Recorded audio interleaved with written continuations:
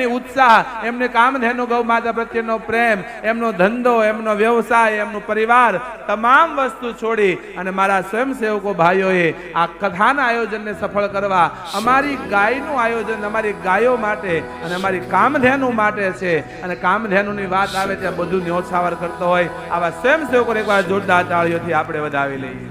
शुक्रिया शुक्रिया शुक्रिया शुक्रिया शुक्रिया शुक्रिया आज जो भी है हम सब है आपकी ही बदौलत, आपके समर्पण को सलाम.